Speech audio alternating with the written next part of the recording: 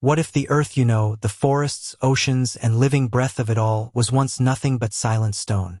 What if every heartbeat, every leaf, every voice was born from nothing more than dust, lightning, and time? And what if the very atoms inside you carry memories of a world before life began? Tonight, we drift back over 4 billion years to a young planet under a restless sky. No trees, no rivers, only black oceans, volcanic fire, and cosmic storms seeding a barren earth with mysterious ingredients. Somewhere in that ancient darkness, chemistry began to whisper, and those whispers slowly learned how to sing. Before we begin, take a slow breath, and if this journey already stirs your curiosity, gently tap like, hit subscribe, and tell me in the comments where in the world you're listening from tonight. Your stories guide where we wander next. Now, let your thoughts settle like stardust. Let your breath move like the tide of an ancient sea. Close your eyes, and come with me to the dawn of everything alive. Picture a world without green, without blue, without breath. 4.5 billion years ago, Earth was no gentle home. It was a raw, molten sphere still cooling from its violent birth. The air was thick and alien, filled not with the oxygen you now breathe, but with choking vapors of methane, ammonia, and carbon dioxide. There was no grass to sway, no bird to sing, no ocean alive with color, only darkness lit by fire. The young sun poured down a harsher light than today, and meteors rained from space like ancient messengers with no audience to receive them. Every impact scarred the surface, releasing heat so fierce that whole regions of rock melted and boiled. Volcanoes bled molten rivers, their plumes of gas building an atmosphere heavy with chemical potential. Clouds gathered, not with the gentle promise of rain, but with electric storms powerful enough to split the very molecules of air apart. Seas began to form as vapor condensed, falling in endless sheets of rain that hissed against the still hot crust. These first oceans were not blue havens but black cauldrons, scalding and restless. The water boiled and steamed, mixing with dissolved minerals from the land. With every flash of volcanic lightning, energy danced through this chemical brew, reshaping simple gases into something new. The ground itself trembled constantly. Giant plumes of molten rock surged upward from the planet's interior, tearing open fresh wounds in the crust. This restless surface was a workshop of stone and fire, grinding elements together in ways the universe had not yet witnessed. Even in its desolation, Earth was busy. It was gathering the raw materials that would one day give rise to forests, rivers, and thinking minds. Imagine standing there if you could. The air would not fill your lungs. It would burn them. The sunlight would not comfort you. It would glare unfiltered through a sky unprotected by ozone. The seas would not invite you to swim. They would scald your skin and choke you with bitter steam. Yet hidden in this harshness lay something miraculous. A planet rich with the building blocks of life, waiting for the right spark. Meteorites striking the surface carried more than just stone and iron. Many of them arrived bearing complex organic compounds, molecules formed in the cold reaches of space.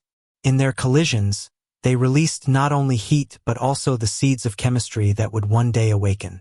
Earth was being stocked like a cosmic pantry, its shelves lined with carbon, hydrogen, nitrogen, and sulfur, all waiting to combine in new ways. Above, the sky flashed with endless storms. Lightning coursed through the heavy clouds, a relentless power source striking water, gas, and mineral over and over again. Each strike broke bonds apart and forged new ones, assembling molecules more intricate than anything that had come before. Though lifeless, Earth was already creating the ingredients that life would need to begin. Beneath the surface, the young planet's heart still burned. Heat rose from deep within, driving massive convection currents in the mantle. The crust cracked and shifted constantly, releasing gases in violent outbursts. This volcanic breath helped build the early atmosphere, replacing what space's fierce solar wind might have blown away. Even in chaos, Earth was remarkably persistent. It clung to its air, its water, and its promise. The oceans swelled deeper, cooled slowly, and spread wider. Steam gave way to rain, and rain to rivers of scalding water pouring down into vast basins. Here, in the mingling of mineral-rich land and restless sea, nature's laboratory expanded. No blueprint guided these changes. No hand stirred the mixture. It was chemistry alone, pushed by energy, sculpted by time. From orbit, if you could have seen it, Earth would not have looked like the soft blue marble you know today. It would have glowed dimly, its surface marked by fiery scars, its atmosphere swirling with strange hues. Meteor impacts flashed like brief, violent stars. Volcanoes burned red in the darkness. Lightning stitched jagged patterns across the sky, writing a script no one yet could read. Yet this raw, violent world was not hostile to the idea of life. It was preparing for it. Every drop of water that condensed, every molecule formed in those early storms, every mineral brought from space or spewed from the mantle, was part of a slow assembly. The planet was gathering tools, even if no builder yet existed to use them. Think of Earth as a stage before the actors arrive. The scenery is harsh, the lights too bright, the sound too loud. But behind the chaos, everything necessary for a great performance is being set in place. The props, the elements are arranged. The backdrop, the oceans and sky, is painted. The energy, the lightning, the volcanic fire, buzzes like an orchestra tuning its instruments. If you listen with imagination, you can almost hear it. The hiss of steam against rock, the crack of distant thunder, the deep roar of molten stone rising from below. It is not music as you know it, but it is a kind of prelude, a rhythm the planet keeps as it waits for something extraordinary. And so, through endless storms and fiery nights, Earth transformed from a blazing newborn into a restless young world. Its surface cooled enough to hold seas. Its atmosphere thickened enough to shelter delicate chemistry. Its bombardment by space debris slowed just enough to give reactions time to build complexity rather than be erased. Somewhere in this transition, the impossible became inevitable. Life would not appear overnight, nor from a single spark alone. But the groundwork was laid. Oceans rich with potential, skies heavy with energy, rocks leaching metals and minerals into water that swirled with promise. When you breathe now, you inhale oxygen created long after this time. When you drink water, you sip molecules that may once have boiled in those first oceans. When you feel your heart beating, you echo a rhythm written not by life but by the planet itself, long before life ever came to be. The Earth was silent, yes, but it was also alive with preparation. In its molten heart, in its lightning-lit skies, in its black oceans, it held the story to come. All that remained was for chemistry to take the next step, and for the first whispers of life to emerge. Long before life ever stirred, the young Earth was already rich with treasure. Not gold or gems, but something far more precious, simple elements waiting to be combined into the first living chemistry. Carbon, hydrogen, nitrogen, oxygen, phosphorus, and sulfur. The quiet architects of every cell, every heartbeat, every thought. These were not rare visitors. They were abundant, scattered through rock, air, and sea, woven into the very fabric of the planet. Carbon was the storyteller, capable of forming chains and rings, intricate frameworks that could hold complexity. Hydrogen, the lightest of all, flowed freely, bonding and rebonding, carrying energy like a messenger. Nitrogen brought strength and stability, building the backbone of genetic code yet to be written. Oxygen, though not yet filling the air, was locked inside minerals and water, ready to one day fuel powerful reactions. Phosphorus waited in ancient rocks, destined to form the energy currency of every future cell. Sulfur seeped from volcanoes, adding reactive sparks to the brew. Together, these elements formed life's alphabet, though no words had yet been spelled. But how did Earth gather these building blocks in such abundance? Some were forged deep within the planet itself, rising from the mantle in volcanic plumes. Others fell from the sky, carried by comets and meteorites that had wandered through space since the dawn of the solar system.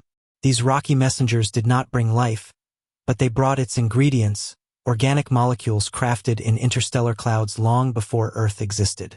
In the cold darkness between stars, simple atoms had combined into amino acids, sugars, and alcohols, frozen into tiny grains of cosmic dust. When asteroids and comets crashed into the young Earth, they delivered these fragile treasures into its oceans.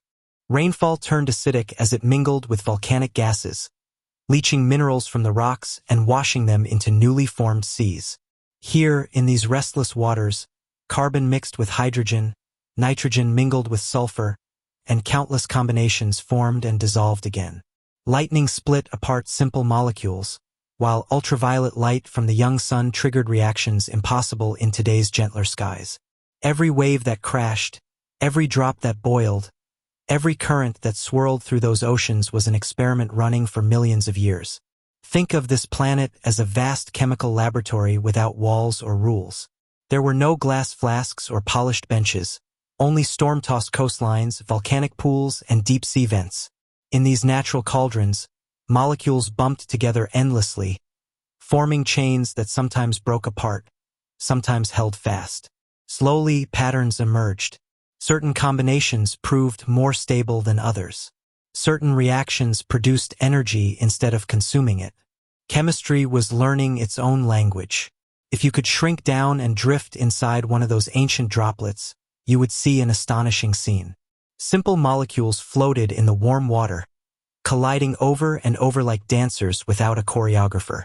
Some stuck together briefly, forming little clusters of carbon and hydrogen. A few added nitrogen or oxygen, twisting into shapes that hinted at the complexity to come. These were not yet alive, but they were more than lifeless. They were curious, restless, full of possibility. The universe itself had already practiced making such molecules long before Earth. In distant interstellar clouds, icy grains coated with carbon compounds were irradiated by starlight, forming amino acids in the deep cold of space. When comets carried these grains into the solar system and smashed into the young planet, they seeded Earth's oceans with material that had traveled light years to arrive.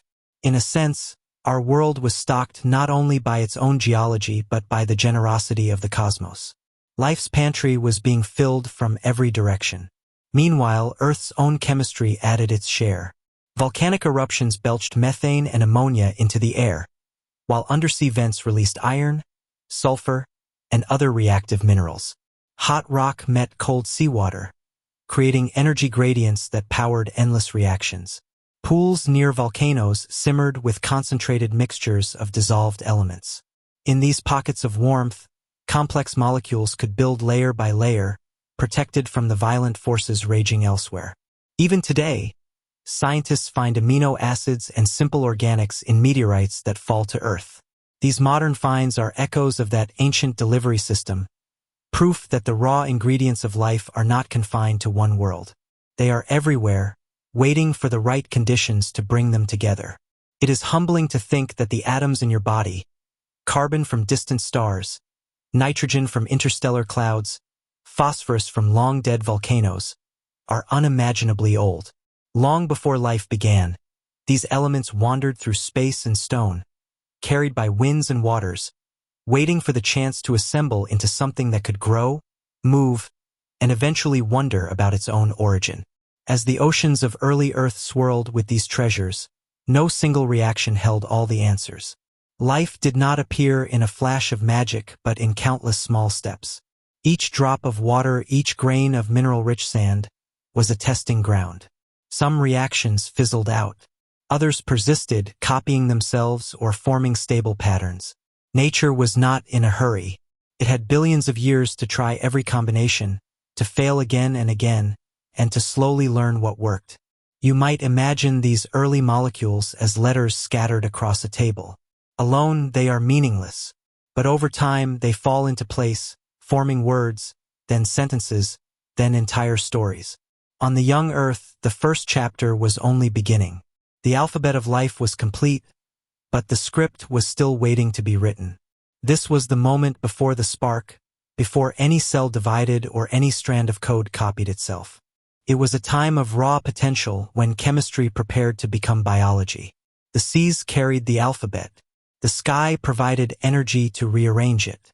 The rocks lent their minerals as scaffolding. And from space came gifts older than the planet itself.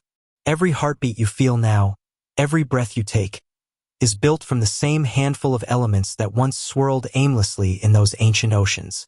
What would seem lifeless to your eyes was already building the foundation for everything alive. The ingredients of life were never rare. They were patient, abundant, and universal. They gathered from Earth and from distant stars, waiting for the next step, the step when molecules would not merely exist but would begin to copy, to change, to dream of continuing. The recipe was written long before the cooking began. In the warm darkness of Earth's early oceans, something extraordinary was waiting to happen. The seas were thick with dissolved gases, rich minerals, and organic compounds delivered from both the planet's own fire and the icy wanderers of space. But raw ingredients alone do not make a meal. Something had to stir the mixture. Something had to light the fire beneath life's first pot. Energy was everywhere. Lightning split the black skies in relentless bursts. Ultraviolet rays poured down from a young sun, unshielded by an ozone layer. Volcanic eruptions shook the land and sent heat boiling into coastal pools. Every spark, every beam of radiation, every plume of geothermal warmth provided a push, forcing simple molecules to break apart and recombine into forms more complex than before. Billions of years later, in 1953, two scientists, Stanley Miller and Harold Urey, would try to recreate these ancient conditions inside a sealed glass flask. They filled it with water, methane, ammonia, and hydrogen, the same gases thought to swirl in Earth's early atmosphere. Then they sent electrical sparks flashing through it, mimicking volcanic lightning. After only a few days, the water turned a cloudy pink. When they analyzed it, they found amino acids, the basic building blocks of proteins. What nature had done long ago, a simple experiment had done again. With nothing but energy and simple gases, lifeless matter had transformed into the components of life. It was not life itself, not yet, but it was proof that chemistry could take a giant step toward biology with no guiding hand. Now imagine this not as a laboratory but as the entire planet. Every pool of rainwater near a volcano, every shallow coastal tide, every crack in the seafloor became a natural version of that experiment. Lightning danced across stormy skies, over and over, for millions of years. In each strike, new molecules formed. Amino acids, simple sugars, fatty droplets, even pieces of what would one day become genetic code. Some scientists picture this as a primordial soup, a vast ocean or countless little puddles, gently simmering with chemistry. Others see deep, concentrated pools along the edges of volcanic islands where water could evaporate and condense, cycling molecules through endless rounds of heating and cooling. Some believe the first sparks of life might have ignited in the ocean depths, near underwater vents rich with heat and minerals. Whether it was in shallow ponds kissed by lightning or in black chasms lit by Earth's inner fire, energy was the key. These sparks did more than just build molecules. They set reactions into motion, chains of events that no longer depended on chance alone.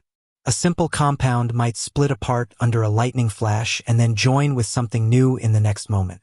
Some of these products were fragile and fell apart instantly, but others were sturdy, remaining intact long enough to collide again and form something even more complex. Think of the young Earth as endlessly patient. Each storm, each flash of light, was another roll of the dice, another chance to spell out the first words of life's story. No single strike created life, but millions of strikes, over millions of years, slowly filled the oceans with a growing alphabet of molecules. Amino acids, nucleotides, fatty acids, that would later assemble into living cells. Drift closer in your imagination. Picture a shallow pool near a volcanic shore, heated by molten rock beneath. Gases bubble up through the water, while thunder cracks overhead. A jagged bolt of lightning stabs the surface, splitting molecules apart and forcing new ones to form. When the flash fades, something remains in the water that was not there before. A cluster of carbon and nitrogen atoms locked together, waiting to find a partner.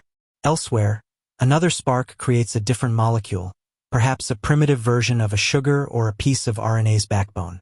Over time, these pools become chemical libraries, stocked with thousands of different combinations. Currents wash them together. Tides concentrate them on hot rocks. The ocean floor collects what the rain washes down. Everywhere, Earth is writing and rewriting recipes, testing what can endure. The most remarkable thing about these sparks is that they required no intelligence to guide them. They were natural consequences of energy meeting matter. When enough energy strikes simple compounds, bonds rearrange, complexity emerges. Life did not have to be summoned, it was coaxed into being by the laws of physics and chemistry. Even today you can see echoes of this process. Lightning still rips through storms, creating fleeting molecules in the air. Volcanic vents still pump out mineral-rich fluids that mix and react. And throughout the universe, on distant planets and moons, the same chemistry may be taking place in silence, waiting for its own spark to light. What makes the story of Earth so breathtaking is its persistence. Conditions that would seem hostile to us were perfect for invention. Heat, radiation, and violent storms were not obstacles, they were tools. They drove the reactions forward, step by step, until the oceans were no longer just water, but a broth thick with organic possibilities. At some point, these sparks did more than just make isolated molecules. They began to create networks, collections of compounds that interacted, reinforced one another, and grew more stable. The alphabet of life was learning to arrange itself into phrases. The Earth was rehearsing for its first living sentence. Close your eyes for a moment and imagine that long-vanished world. The air is hot, filled with the metallic scent of ash. The ground shakes as magma bubbles beneath the crust. Overhead, clouds roll in black and purple layers, and the sea hisses as rain strikes its steaming surface. A jagged line of lightning leaps between sky and water, brighter than the sun for an instant. In that flash, atoms rearrange and new possibilities are born. The first sparks of life were not dramatic miracles. They were quiet victories, repeated endlessly across the globe. A molecule formed here, another there, washed together by waves, broken apart by heat, reformed by another spark. Slowly, Earth's oceans filled with the ingredients of something unprecedented, matter that could one day organize itself, grow, and begin to remember. These early reactions were still blind and random. They had no purpose yet, no direction. But they created the conditions for something entirely new. Molecules that could copy themselves, molecules that could endure long enough to shape the future. The soup was stirring. The sparks were striking. Chemistry was on the verge of becoming something more. In the restless waters of a young Earth, lightning had written the prologue to the greatest story ever told, the story of life itself. The surface of the young Earth was harsh, a theater of fire and storms. But deep below, at the ocean floor, a quieter stage was set, one hidden from the fury above, where light could not reach, and yet life may have first drawn its breathless spark. Imagine descending now, past the restless waves, past the still black water that swallows every glint of sun, until only darkness surrounds you. In that silence, the Earth itself begins to glow. Hydrothermal vents rise like ancient chimneys from a jagged seafloor, spewing water as hot as molten breath. Black smokers, they're called, towers built by minerals, smoking not with fire, but with streams of superheated water enriched with metals, sulfur, and the restless energy of a planet still cooling. Around them, shimmering clouds billow into the cold abyss, creating a world of extremes. Scalding heat beside icy stillness, acidic waters against alkaline plumes. A boundary of contrasts, and boundaries are where chemistry becomes creative. What if life began here, not in a warm sunlit pond, but in the eternal night of the deep? Some scientists believe that the first cells were not wanderers floating freely, but builders anchored in stone. In the porous walls of these vents, tiny compartments form naturally, like microscopic rooms. Minerals, iron, nickel, sulfur, line the walls, acting as primitive catalysts, guiding molecules into more complex dances. Here, water flows, but not aimlessly. Cycles, pulses, concentrates. Molecules bump together again and again, given endless opportunities to connect, split, and rearrange. In this hidden cathedral of stone, the ocean itself could have been a living laboratory. Hydrogen streaming from Earth's mantle met carbon dioxide, dissolved in seawater, sparking reactions that produced methane, formate, and other simple fuels. Energy from these gradients, hot to cold, acidic to alkaline, powered reactions without lightning or sunlight. Instead of random chaos, there was structure. Channels that guided flows, surfaces that held molecules in place, natural engines spinning out complexity in the dark. Imagine those first fragile chains forming. Not yet alive, not yet able to copy themselves, but already whispering the language of life. Amino acids meeting, joining into longer chains called peptides. Fatty molecules assembling into fragile bubbles, forming the first membranes that could separate an inside from an outside. Perhaps even the first strands of something RNA-like molecules that could both store information and speed up chemical reactions, gathered here in the mineral veins of the deep. Life may not have appeared in one miraculous leap, but through countless tiny steps, each one favored by the patient hand of geology. For hundreds of millions of years, vents may have hosted these experiments, many failing, some persisting, until at last something truly new appeared. A self-sustaining network of reactions, enclosed, protected, capable of making copies of itself. In that moment, chemistry became biology. The Earth drew its first living breath, not in sunlight, but in darkness warmed by the planet's heart. And even today, hydrothermal vents teem with life that echoes that ancient beginning. Giant tube worms without mouths, crabs with ghost pale shells, and bacteria that feast on sulfur instead of sunlight.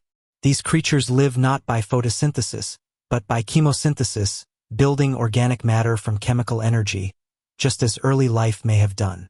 Their very existence is a living reminder. Life does not need the sun.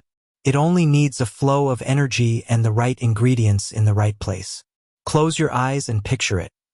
A vent field glowing faintly in the abyss, clouds of minerals curling upward like incense.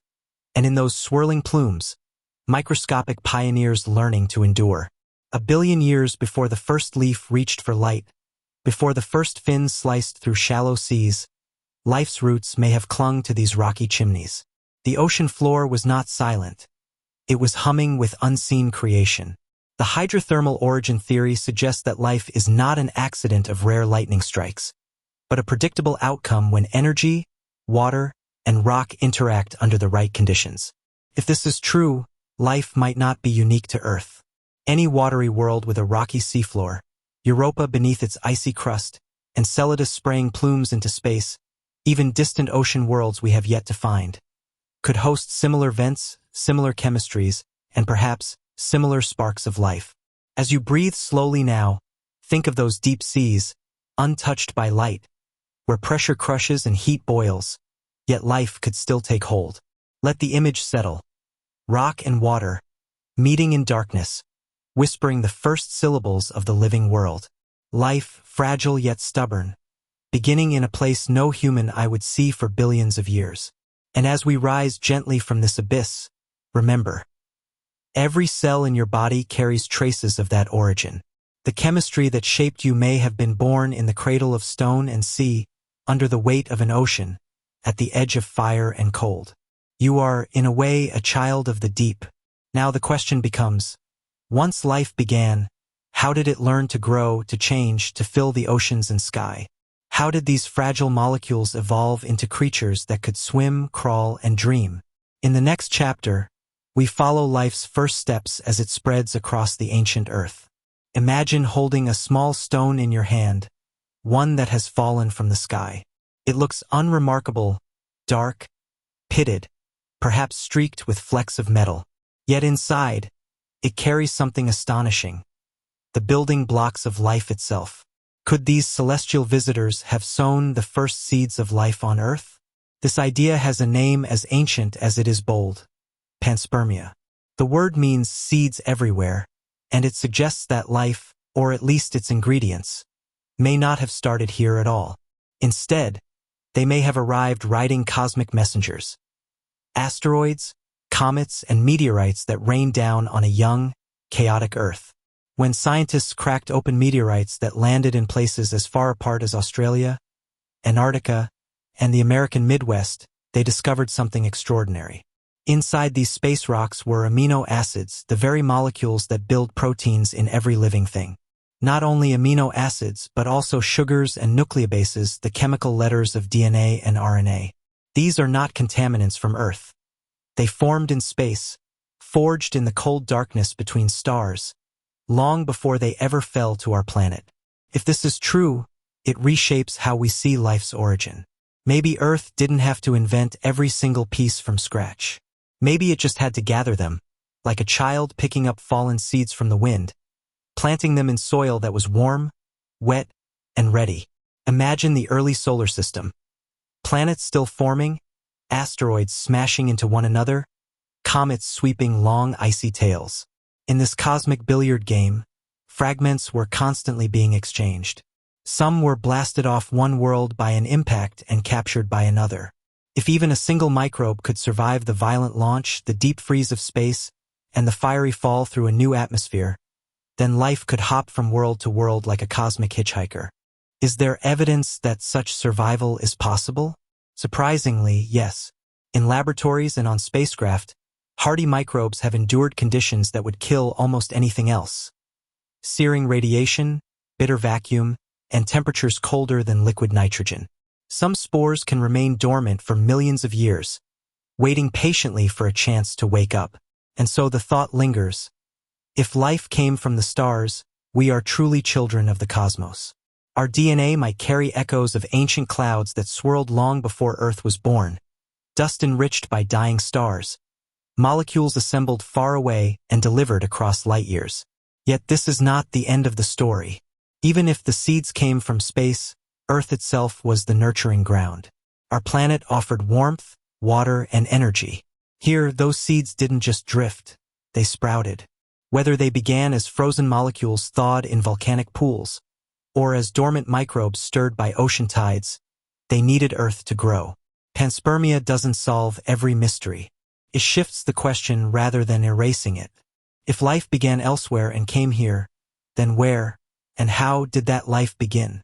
Somewhere, at some moment, chemistry had to make its first leap into biology. But the hypothesis widens our view. It suggests that life might not be rare or lonely, but rather a natural traveler, spreading through space wherever conditions allow it to take root. The night sky looks different when you think of it this way. Those points of light are no longer just distant suns. They are possible cradles, possible gardens, possible origins.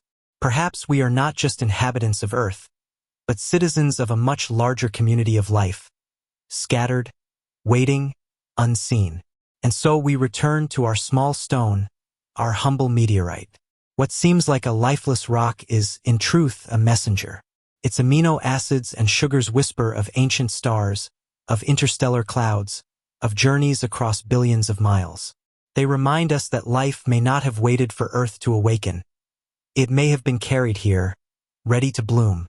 Still, Earth mattered. Earth provided rivers that ran, oceans that steamed, volcanoes that breathed warmth into the cold night. Here, molecules didn't just fall, they met, mixed, and learned to build. Whether life was born here or only raised here, it was Earth's energy and patience that allowed it to flourish. Look up at the stars tonight. Every twinkle might be another nursery of life. Every falling meteor a possible seed. And somewhere out there, perhaps another world is stirring, warmed by its own sun, seeded by the same cosmic dust, asking the same ancient question we now ask. Where did I come from? If life arrived from space, then we are not simply Earthlings. We are stardust with ambition.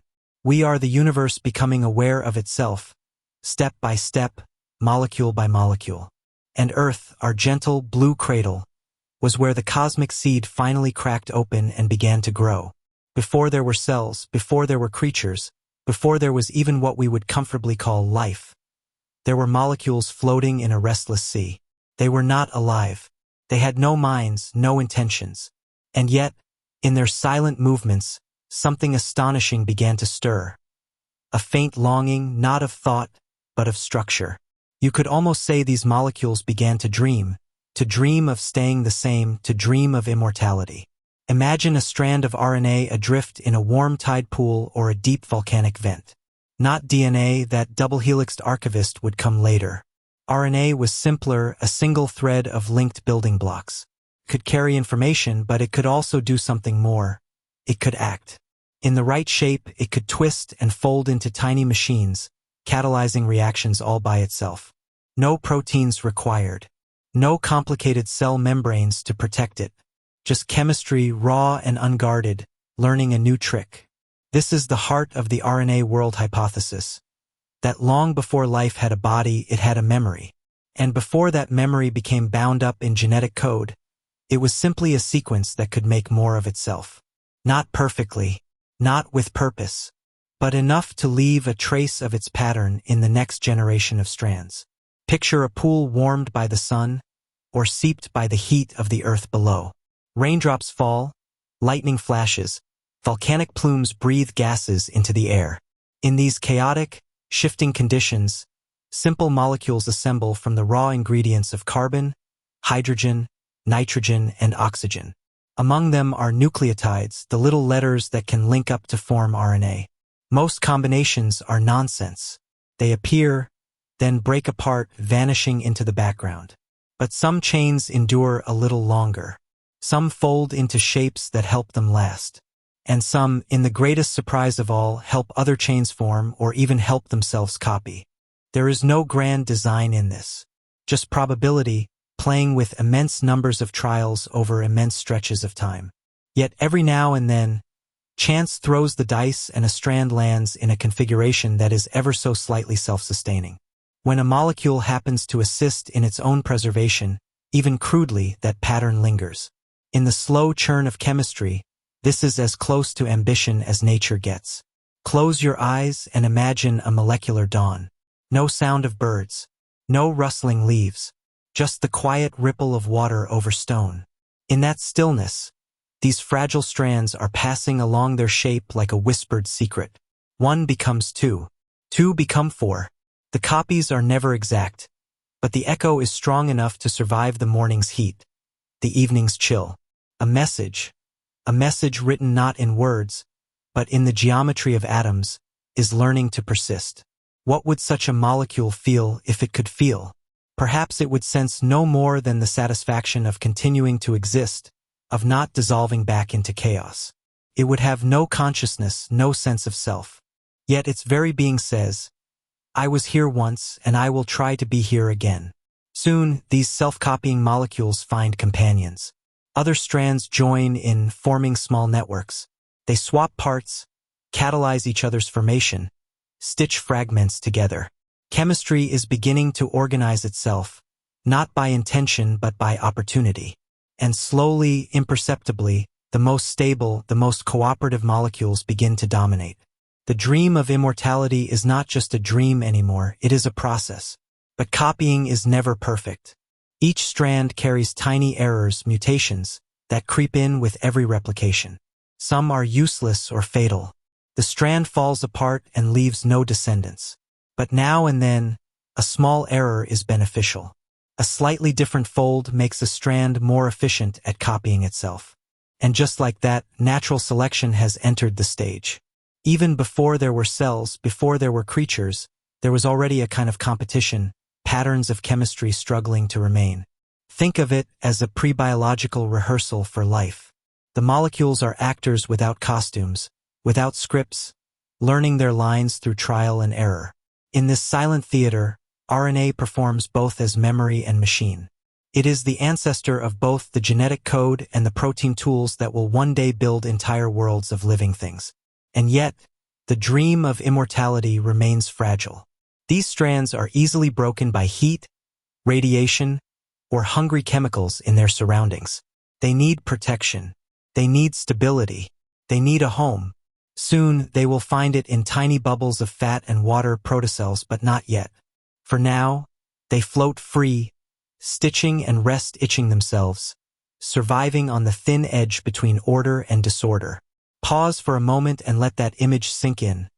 The first whispers of heredity, long before anyone could pass on a family name, long before anyone could wonder where they came from. These molecules are the ancestors of everything, not because they intended to be, but because they were able to endure. Every blade of grass, every coral reef, Every whale in the ocean carries within it a lineage that began with these self-copying strands. And so do you. When you touch your pulse, when you breathe, when you think a thought, it all traces back to this ancient chemistry. Somewhere in the deep past, molecules learned to echo themselves, and the echo never stopped. It grew louder, more intricate, more alive. You are listening to it now, in the rhythm of your heart. The RNA world is more than a hypothesis. Scientists have found pieces of the puzzle. Ribozymes, RNA molecules that act as enzymes, proving that RNA can indeed catalyze reactions. They have discovered that nucleotides, the building blocks of RNA, can form under surprisingly simple prebiotic conditions. They have even coaxed strands in the laboratory to copy parts of themselves. It is not a full proof of life's origin, but it is a tantalizing glimpse of how chemistry may have learned to persist, to remember, to evolve. If you imagine those first strands of RNA not as cold molecules but as dreamers, the story feels almost human. They are reaching, without knowing why, for a kind of permanence. They are clinging to existence, even in the face of chance and chaos. They are the first faint heartbeat of biology, not alive, not yet, but no longer entirely dead matter either. This is how life began to practice being alive, through molecules that could learn, in their own blind way, to copy themselves. Through patterns that endured because they were good at enduring. Through chance becoming habit, habit becoming persistence, and persistence becoming the seed of all things to come. As you breathe in, consider this. Every cell in your body still carries the same logic, the same deep hunger to preserve its pattern. Life did not lose that ancient dream. It only made it richer, more complex, more beautiful. What began as strands of RNA has become forests, oceans, minds that wonder about their own beginnings. In the next chapter, these fragile dreamers will find a new ally, a protective skin, a boundary that will give them shelter from the storm. The first hints of individuality are coming. But for now, in this molecular dawn, the dream of immortality still drifts unguarded on the waters. Picture a tide pool shimmering in the dawn light, its surface broken by delicate ripples. In this quiet water, a strange chemistry is unfolding, not grand or violent, but subtle, persistent. Molecules gather together as if whispering secrets. And in those whispers, something extraordinary is taking shape. The first boundary, the first hint of inside and outside. Life as we know it needs a skin. Not armor, not walls, but a boundary that can hold it together, protect it from the chaos beyond. That skin began not as flesh or fabric, but as bubbles. Simple lipids, oily molecules with one end that loves water and another that fears it, float in the ancient seas. When these molecules meet, they do something remarkable. They arrange themselves into spheres. The water-loving heads face outward. The water-fearing tails hide inward. And in this act of self-assembly, nature sketches the first outlines of a cell. These bubbles are more than chemistry tricks. They are little worlds. Inside them, the ocean is the same, yet now separated, a private drop within the vastness. This separation is profound. For the first time, matter has a place to call self. Here, reactions can occur without being washed away. Molecules can bump into one another often enough to cooperate, to build. Within these bubbles, the great experiment of life gains its first laboratory. Imagine them, countless tiny vesicles drifting in a sunlit shallows, forming and breaking, gathering and dissolving. Most are fragile and fleeting, but some are tough enough to persist, to capture useful chemicals inside before bursting apart. A few survive long enough to stumble on new tricks. If a strand of RNA, one of those molecules dreaming of immortality, happens to slip into such a bubble, the game changes. Now copying molecules are sheltered, fed, and protected. The bubble is no longer just a bubble. It is a cradle. The membrane itself is not alive, yet it behaves as if it wants to live. It bends and flexes, letting water in but keeping larger molecules out. If it grows too big, it pinches off into two smaller bubbles, a primitive echo of cell division. It doesn't need to know what it's doing. Physics alone guides its shape, while chemistry fills its hollow heart. What does it feel like, if molecules could feel, to have a boundary? to be separate from the endless sea, yet still a part of it? This thin veil is not much, just a few nanometers thick, but it marks a turning point. Here, for the first time, we can speak of individuality. The world outside becomes other, and the bubble becomes self. In these first protocells, random chemistry starts to find direction. Energy gradients, heat, light, minerals, drive tiny reactions within. Strands of RNA make crude copies of themselves. Lipids absorb more lipids and grow. The bubble is not truly alive, yet it begins to behave as though it has a purpose. To persist, to hold together, to keep its fragile treasures safe. Picture lightning flashing across the horizon, stirring the atmosphere, feeding the soup of organics in the water. Picture waves washing over black volcanic sands, bringing bubbles to shore and dragging them out again. Each cycle tests them. Each tide is an audition for survival. Those bubbles that fall apart leave no trace. But those that last a little longer, that happen to trap useful molecules, begin to dominate. Over countless ages, protocells learn, not with a mind, but with the slow wisdom of trial and error. They learn which combinations of molecules make them tougher, which internal reactions feed their growth. They learn to steal from their neighbors, to merge with other bubbles, to exchange their molecular treasures. Soon, these protocells are more than passive containers. The chemistry inside starts to cooperate with the skin outside. Some reactions produce lipids, feeding the bubble's growth. Some produce energy molecules, helping strands of RNA copy faster. A partnership is forming, a dance between information and enclosure. It is the faintest outline of the cell, the ancestor of every living thing that would ever walk, swim, or bloom. If you could look at Earth, then you would not see life as we know it. There would be no forests, no fish, no green shimmer of algae. Only endless water and rock, sky and lightning.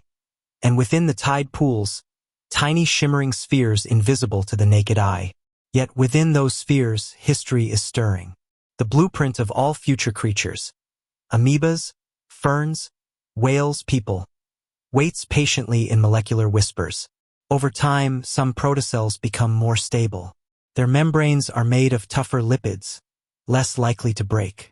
They develop ways to let in food molecules while keeping out threats.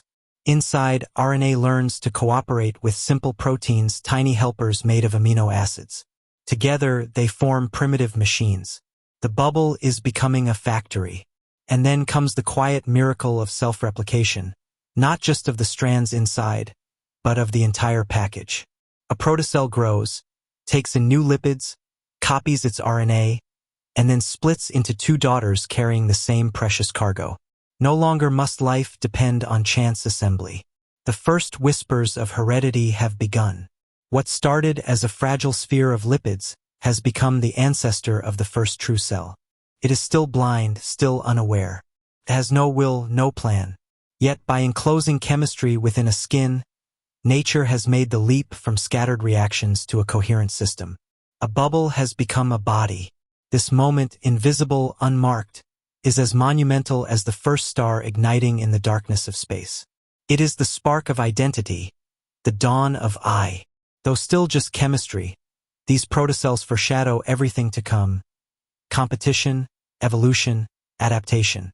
The simple bubble has taught the universe to draw a line, however thin, between me and not me. The tide rises. Many protocells wash away, lost forever. But some remain, clinging to rocks, hiding in sheltered pools, waiting for the next wave of energy. With each cycle, they refine themselves. Some grow larger, some link together, some find ways to store more information, to run more reactions. In time, these protocells will give rise to true cells, entities capable not just of holding life's chemistry, but of living it. From their membranes will come the rich diversity of biology.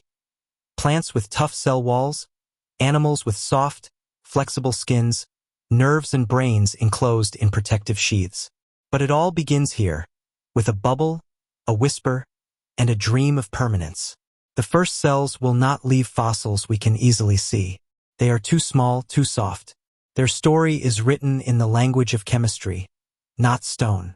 Yet we know they were here, because every living thing carries their memory. Your skin, your heartbeat, your very breath, all depend on membranes descended from those ancient bubbles.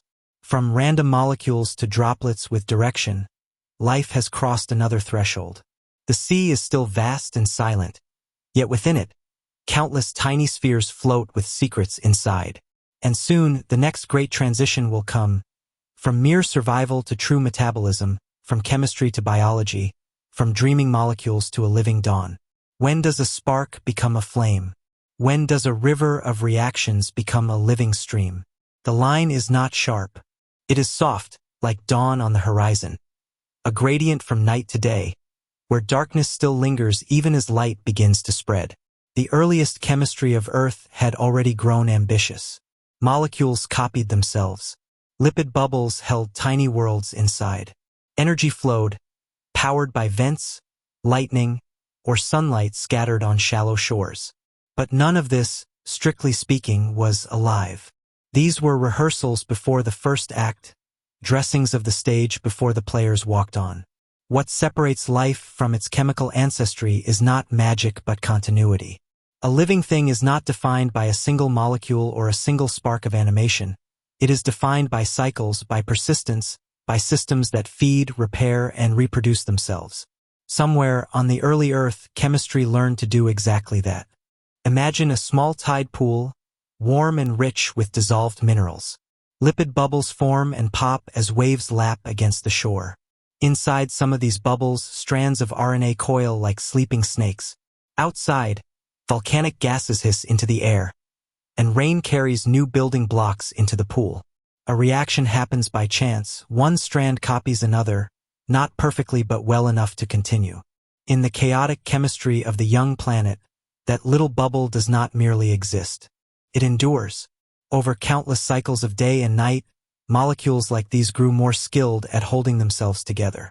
They began to link up with other reactions, borrowing energy from chemical gradients or sunlight, stitching together networks that fed on their surroundings.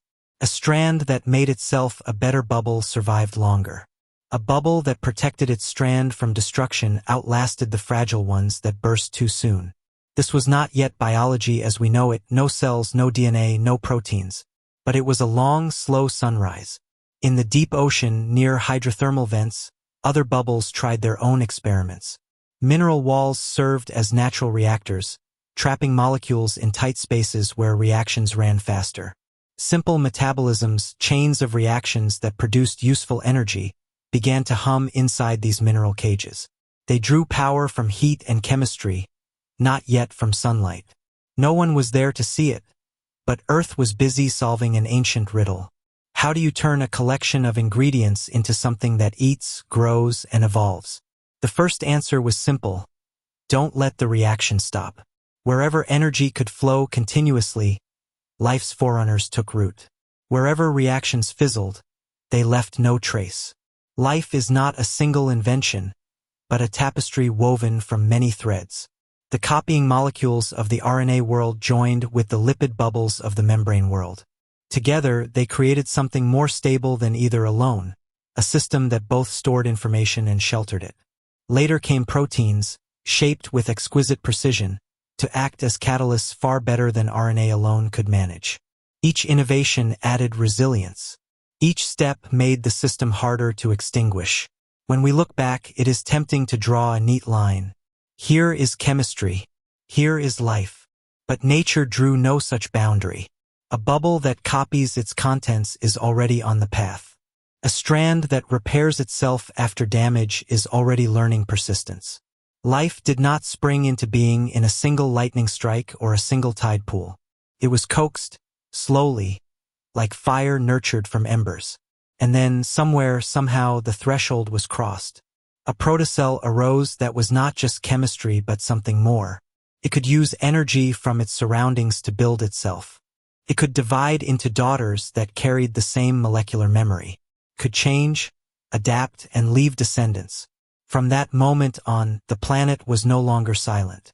The chemistry of Earth was singing to itself. The first living systems were fragile beyond imagination. One shift in temperature, one burst of radiation, one hungry reaction gone wrong, and they were gone. But life has one advantage that no single molecule possesses. It evolves. Variation and selection, patient as the tide, turned fragile sparks into steady flames. With every cycle, every generation, the survivors became just a little better at surviving. Over millions of years, what began as loose networks of reactions crystallized into full-fledged cells. Their membranes grew tougher. Their copying machinery grew more faithful, though not perfect, for mistakes are the raw material of change. Their metabolisms diversified, finding new ways to tap the energy of the earth. Some learned to draw power from hydrogen, some from sulfur, some from the faint glow of light filtering through water. It was no longer a world of wandering molecules. It was a world of tiny, persistent, breathing systems. The dawn had broken, though the sun was still low on the horizon. The planet, once only rock and water, now held something that could remember itself. This was biology. And yet, if you were to stand there, if you could time travel to the shallow pools and deep vents of Earth 4 billion years ago, you might not even notice. No plants waved in the wind. No animals left tracks in the mud. The air was still thick with gases no human could breathe. Life was invisible. A film of cells, a shimmer of microscopic bubbles clinging to rocks, quietly dividing, quietly learning how to be alive. This is the true wonder. Life did not need grand spectacles to begin. It needed persistence. It needed chemistry that refused to stop. Today, every cell in your body, every heartbeat, every breath, carries the memory of that dawn.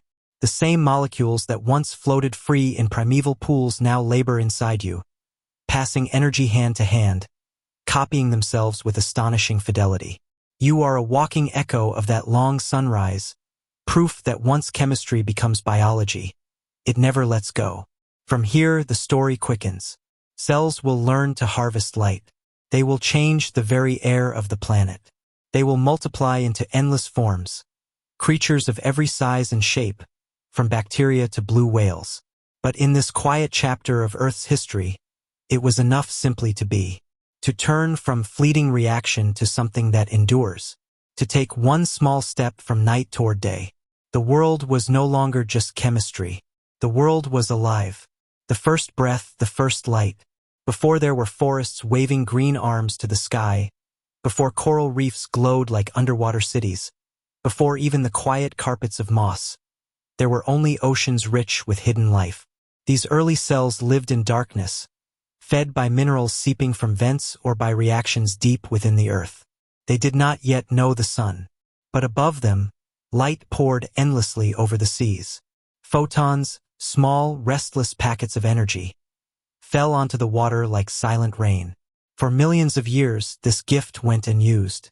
Life, so far, had learned to survive on Earth's chemical wealth, not on the blazing star that warmed the planet from afar. Then something remarkable happened. Somewhere, in some fragile, microscopic lineage, molecules learned a new trick. They found a way to catch light, to take that raw, brilliant energy and store it, to turn sunlight into food. It began simply. Pigments inside tiny cells, molecules not so different from the ones that give color to flowers today, absorbed photons. At first, this may have just been a shield, protection from the ultraviolet glare. But protection became opportunity. The captured energy drove chemical reactions, splitting water, rearranging atoms, building sugars. A new way of living emerged. This was photosynthesis, a revolution in molecular design. Instead of feeding only on what the Earth provided, life could now tap into an infinite source. Light itself became nourishment. Among these pioneering suncatchers were cyanobacteria, humble, microscopic architects of planetary change. Their bodies were only threads, chains of tiny spheres floating in the water. Yet what they invented reshaped the world forever. As they harvested sunlight, they split water molecules and released a byproduct no one had asked for: oxygen. At first, this oxygen drifted away without fanfare, dissolving into the seas or reacting with iron in the crust to form rust-red rocks. But cyanobacteria kept working, patient and tireless, turning light into life, breath after breath. The oceans began to change color, the skies too. Over hundreds of millions of years, oxygen built up in the air. To early life, this was not a gift. Oxygen was dangerous. It broke apart delicate molecules, poisoned ancient metabolisms, and brought death to organisms that could not adapt. But some life learned to use it to turn this reactive gas into power. What had been poison became fuel. This slow transformation is called the Great Oxygenation Event, about 2.4 billion years ago, a turning point so vast it is etched into stone. Rocks formed before that time hold almost no oxygen-related minerals. Rocks after it glow with iron oxides and sulfur shifts, geologic scars of Earth's first breath. The skies turned from hazy orange to clear blue. The seas shifted as oxygen reacted with metals and chemicals dissolved in the water. Entire ecosystems vanished, but new ones rose. Life became stronger, more energetic, ready to climb toward complexity. Imagine Earth then, no continents as we know them, no green hills or forests, just oceans under a sun that finally had a partner. In shallow waters, cyanobacteria grew into mats and domes, layer upon layer of cells holding light. These became stromatolites, living rocks still found today in a few quiet corners of the world. Fossils of a time when life first learned to breathe light. The energy unlocked by photosynthesis did more than change the air. It gave cells more fuel than ever before. With that fuel, they could build new structures, store information, and eventually join forces, merging into bigger, more versatile organisms. All the later diversity of life, fish, ferns, birds, humans, traces back to this quiet, molecular sunrise. It is strange to think of sunlight as history, yet every breath you take is oxygen first made by ancient microbes who turned the sun into food. Every green leaf, every blade of grass, every coral reef is a child of cyanobacteria, still carrying that original invention forward. If you stand outside on a clear day, light warms your skin. The same photons once warmed ancient seas and struck pigments in tiny floating cells. Long before eyes existed to see light, long before lungs existed to breathe air. The first breath was not ours, it was theirs. And sunlight, once just a distant fire in the sky, became part of Earth itself. It coursed through living chemistry, through fragile membranes and growing chains of molecules, through the first oxygen bubbles rising toward the surface. The sun and life had met, and neither would ever be the same again. Today we take it for granted. Trees make oxygen as naturally as they cast shade. Fields of wheat, jungles of kelp, clouds of plankton, all of them share this ancient power. But at its beginning it was not obvious.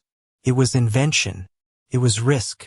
In a world without blue skies, life opened its molecular eyes and saw light not as a threat, but as a friend. It was the first great partnership between earth and sky, matter and energy, planet and star. Without that partnership, there would be no you, no breath filling your lungs, no forests to walk through or oceans to sail, only a silent, anoxic world of shadow, where life clung to rocks and vents but never learned to stretch toward the day. The story of sunlight and life is the story of transformation, of how danger became nourishment, and how a fragile spark became a flame strong enough to reshape a planet. The first breath, the first light. It was not just the awakening of Earth, but the beginning of everything you know. Life was once delicate, so fragile that a single stray spark or a passing storm could have erased it forever. Yet it endured, and as it endured, it changed. Change, in the realm of life, is never still. It is a current that flows without end. That current is evolution. At first, this change was almost invisible. Molecules shifted, folded differently, reacted more efficiently. Tiny mistakes, mutations, crept in when strands of RNA or DNA copied themselves. Some mistakes destroyed their makers, but others brought advantages. A sturdier wall, a faster metabolism, a better way to use the world's resources. These changes piled up, guided by an unseen hand, natural selection. Imagine early Earth as a testing ground. Each protocell, each tiny droplet of life was an experiment. Those that were better at gathering energy, protecting themselves, or reproducing left more descendants. Those that failed disappeared without a trace. Out of chaos, order sharpened itself.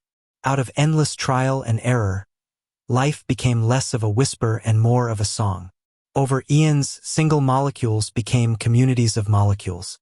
Simple cells became more efficient machines. Some learned to harvest chemical energy from rocks and vents. Others learned to capture sunlight, turning beams into food.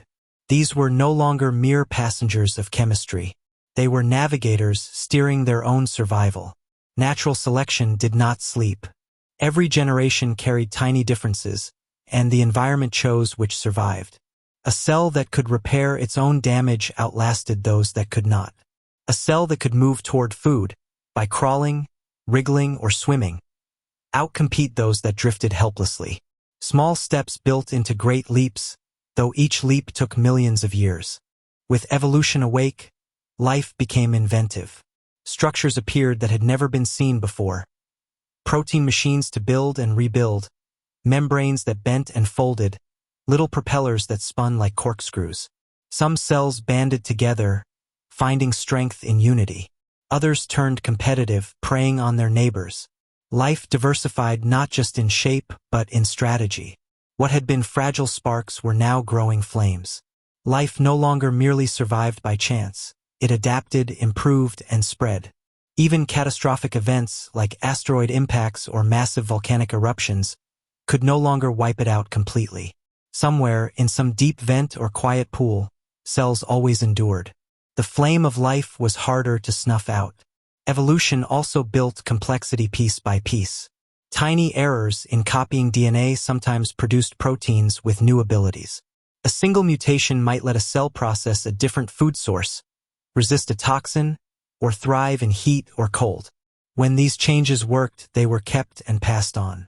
Over time, they stacked like bricks, forming the first great architectures of life. Some cells began exchanging genes with neighbors, an early form of sharing wisdom. This horizontal gene transfer was like passing tools from one lineage to another, speeding innovation. Life was no longer confined to a straight path. It branched, tangled, and rejoined, a network of experiments sprawling across Earth's surface and oceans. In this restless laboratory, complexity bloomed. Primitive metabolisms gave way to robust systems of enzymes and pumps. Cells learned to store energy like batteries and release it when needed. They learned to sense their surroundings, to open channels when food was near, to close up when danger lurked. Life was building awareness at the molecular level. It is tempting to think of evolution as a ladder climbing ever upward. But it is more like fire spreading through a forest, branching, crackling, finding new fuel in every direction. Some branches burned bright and died quickly. Others smoldered and endured. Over time, new forms always arose to take the place of those that vanished. Billions of years passed. Life's once delicate flame became steady, resilient, and far-reaching. The Earth itself changed in response. Atmospheres shifted as living things pumped out gases. Rocks were etched with the marks of ancient metabolisms. Oceans filled with strange, unseen wanderers.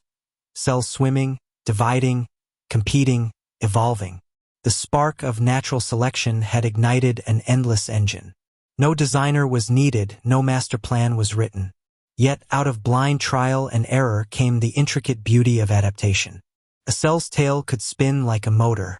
A protein chain could fold into a perfect tool. Even mistakes became raw material for progress. Life also learned cooperation on grander scales. Colonies of cells formed, sharing tasks and resources. In time, some of these alliances became permanent precursors to multicellular life. But even before that great leap, single cells had already conquered Earth's extremes. Boiling springs, frozen tundra, crushing ocean depths. Nothing stayed purely fragile. Nothing stayed simple for long. From the first errors in copying molecules to the rise of robust, energy-hungry cells, evolution was not merely a process, it was life's awakening. What began as passive chemistry had become active exploration. Life did not just endure the world, it remade it. Look closely at this turning point, and you see the birth of resilience. A cell might fail, but its kin carried on. A lineage might vanish, but another filled its place. The world no longer held only fleeting sparks.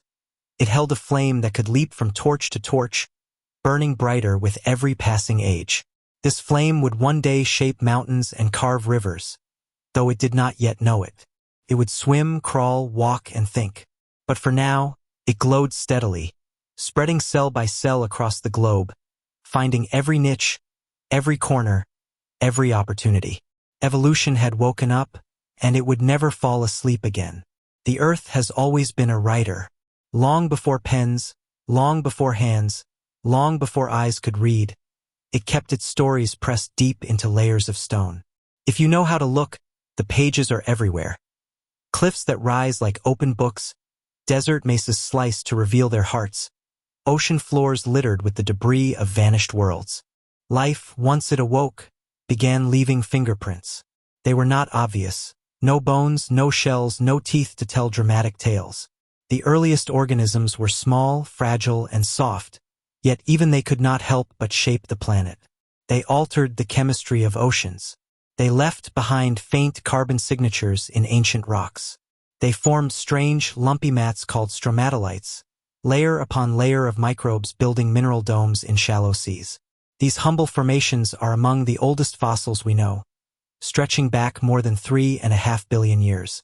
Imagine a coastline in that deep past. No trees, no birds, no sound but wind and waves. In the tidal flats, thin films of living cells bask in sunlight and pull in nutrients. Over time, they trap grains of sand and tiny minerals, building up ridges and hummocks. As each generation dies, the next grows on top, leaving a fossilized record of their presence. Stromatolites are the planet's first self-written headlines. We are here. We exist. Elsewhere, the diary of life is written not in shapes but in chemistry. Life has a distinct signature. It prefers lighter isotopes of carbon, the ones that are easier for cells to use when they build their molecules. Billions of years later, scientists break open ancient rocks and measure this delicate imbalance. When they find too much light carbon, it's as though they've uncovered a secret autograph. The stone whispers, "Something alive touched me." Other entries are more dramatic. Microbial mats hardened into rippled textures that still cling to stone surfaces today. Iron formations tell of a time when oxygen, freshly breathed out by photosynthetic microbes, reacted with the planet's oceans, rusting them red and settling into layered bands of ore. These banded iron formations are both treasure troves for miners and messages from a world in transition. The writing is slow, careful, and patient. Earth is no hurried author. Pages take millions of years to form. Sediments drift and settle, layer upon layer, compressing under their own weight. Rivers carve out sentences as they cut through rock. Glaciers erase words and then write new ones. Volcanoes interrupt the story with sudden exclamation marks. Yet through all of this, life keeps inscribing itself. Even the simplest cells, by breathing, by eating, by multiplying, leave behind traces in stone. To read these early pages, humans had to become detectives. We chip at cliffsides, drill cores from the ocean floor, peer at crystals with microscopes. We ask questions of rocks the way scholars pore over faded manuscripts. When we hold a slice of ancient stromatolite or a piece of graphite bearing life's carbon signature, we are touching the memory of the planet itself. These are not just stones. They are diary pages, still damp with meaning, even after billions of years. There is wonder in realizing how much life changes its surroundings. Even the tiniest creatures leave traces that outlast them. Long before forests raised green canopies or animals padded across the land, microbes were quietly painting Earth's surface with evidence of their presence. The planet does not forget. Over time, these entries grow bolder. Later chapters of Earth's diary include shells, bones, teeth, and entire skeletons. Trilobites pressed themselves into Cambrian mud. Fish left ghostly imprints in Devonian shale. Ferns embossed their shapes onto coal seams. Dinosaurs marched through Jurassic riverbeds, their footprints hardening into stone words you can read with your fingertips. But it all began with those earliest, simplest lines. Stromatolites, carbon traces, faint whispers saying, "Life was here, even then." There's poetry in this. We think of rocks as dead, silent things, yet they are alive with memory. They bear witness to every breath ever drawn, every cell ever divided, every long, patient sunrise over an ocean with no shorebirds to greet it. And when you read these pages, you realize something profound. The Earth is not merely a stage where life appeared. The Earth is a co-author. The chemistry of its crust, the ebb and flow of its seas, the tilt of its axis and heat from its core, all of these shaped what life could be. In return, life rewrote the planet. Microbes changed the air, plants altered the soils, animals sculpted the land. To study this record is to read a dialogue written in stone. It's as if the planet and its creatures have been passing notes back and forth for 4 billion years. Sometimes the notes are smudged, sometimes burned, sometimes buried deep where only the most determined eyes can find them, but they are never fully erased. Even now, as humans carve roads and build cities, we leave our own thick lines in Earth's diary, layers of concrete, plastic, and steel that future geologists, or perhaps future beings from other worlds, will find and interpret. They will know we were here, just as we know stromatolites were here, just as we know the first oxygen-breathing microbes once stirred the seas.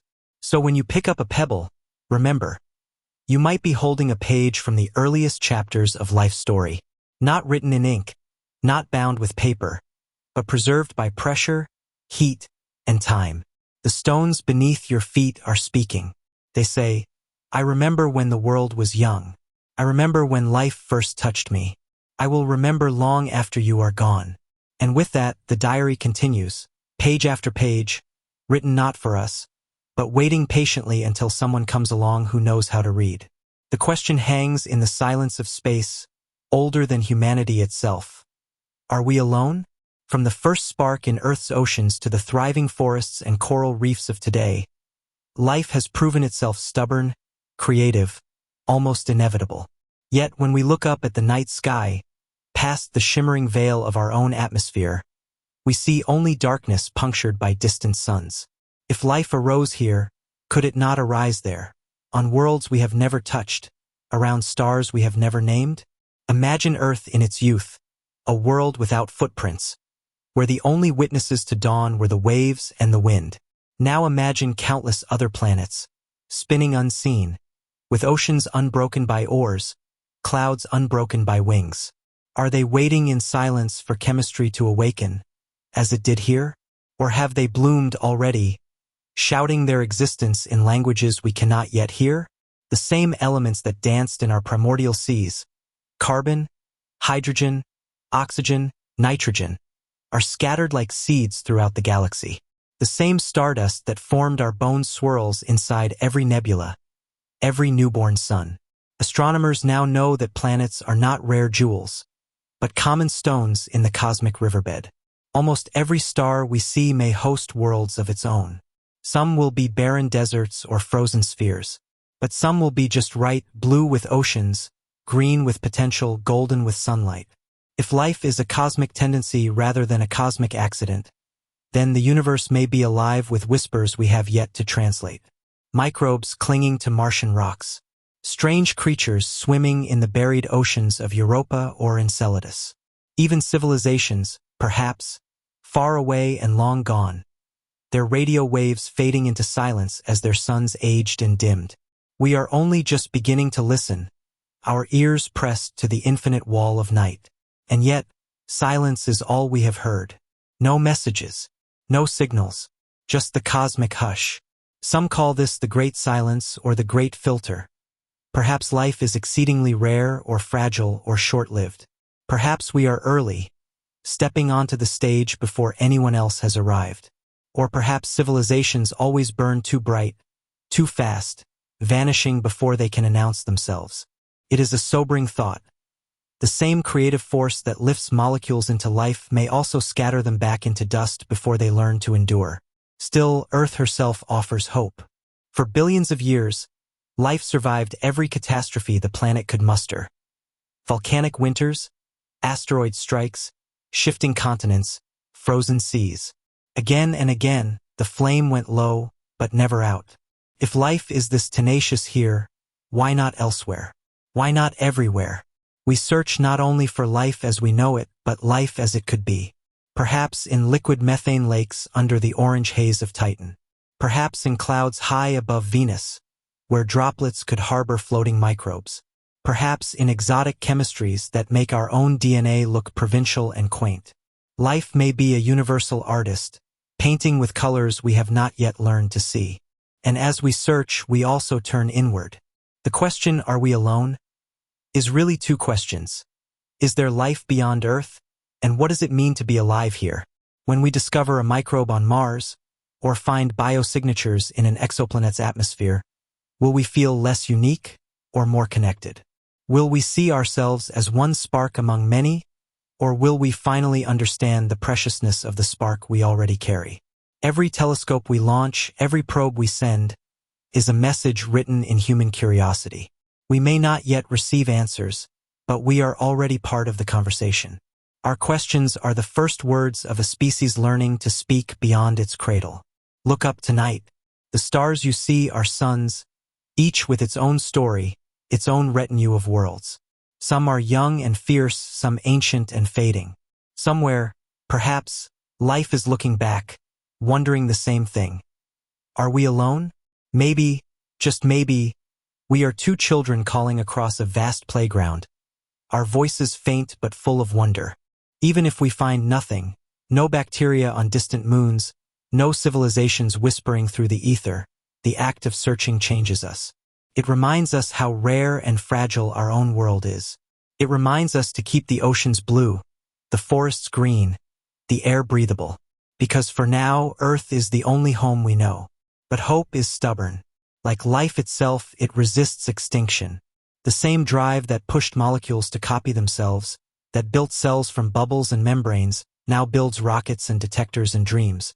We are the universe's way of looking for company, of asking itself what else it can become. If we are alone, then life is a miracle too precious to squander. If we are not alone, then life is a melody sung on many worlds, and we have only just learned the first note. Either way, the cosmos calls us to listen, to search, to keep wondering beneath the quiet stars.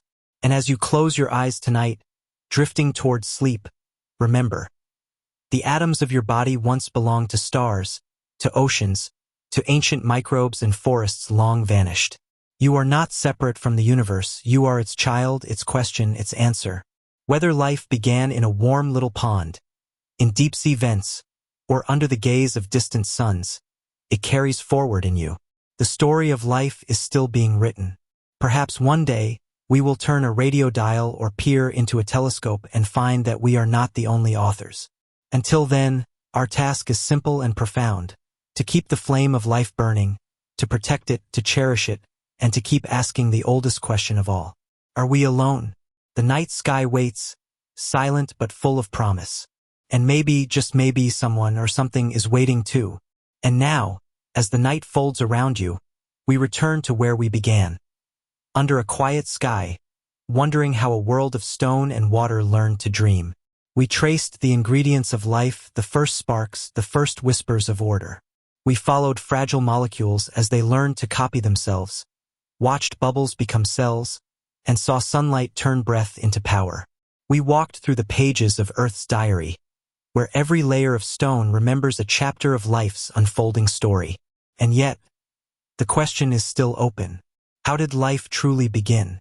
Science brings us closer, but mystery always hums beneath the answers, like a soft heartbeat beneath the stars. As you drift toward sleep, let that wonder cradle you. Perhaps the cosmos is full of other hearts beating in distant oceans. Perhaps we are rare, or perhaps just very early. If this journey filled you with curiosity, leave a comment telling us where you're watching from. Like this video, share it with someone who loves to wonder, and subscribe to The Thoughtful Night for more voyages through the universe. Rest well. The story of life is still being written, and tonight you are part of it.